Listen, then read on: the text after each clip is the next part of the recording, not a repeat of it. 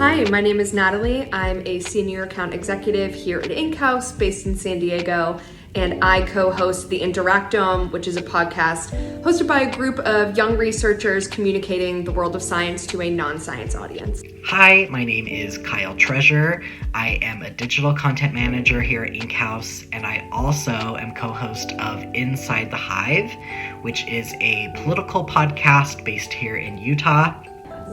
My biggest piece of advice to anyone who wants to start a podcast is launch and adjust. It doesn't have to be perfect when you kick it off. What really matters is that you've got a group of people that are talking about a topic that they're really passionate about and engaging in good conversation. Podcasts are not set in stone.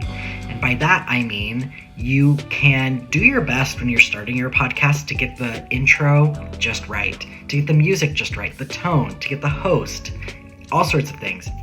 But a great thing about podcasts is that they are always growing and changing, and they're episodic. You can always change things to accomplish your goals and align with your vision, and I just love that about podcasting. I would definitely recommend investing in a good microphone. You don't need to spend hundreds of dollars, but sometimes with headphone microphones, it can pick up a lot of static, a lot of background noise, and that can be really distracting for your audience.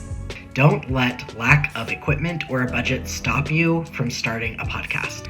If you do have a budget, you can definitely invest in things like a professional editor or fancy mics or a soundproof room. But there are also ways that you can get around each of those things without a budget.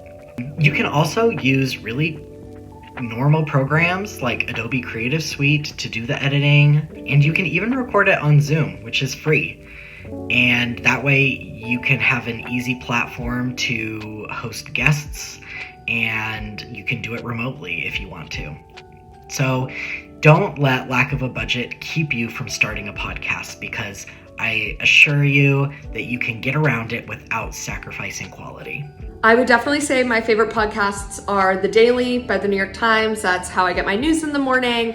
And The Science of Birds. It's an ornithology podcast that I really love. My favorite podcast is Normal Gossip, which is a really fun one where users submit stories, and they're usually so wild. And the host will take out all the identifiable information and make them totally anonymous, and then share the stories on the podcast with a guest who has never heard the story before. It's a really simple format, but it is so effective, and I just love it.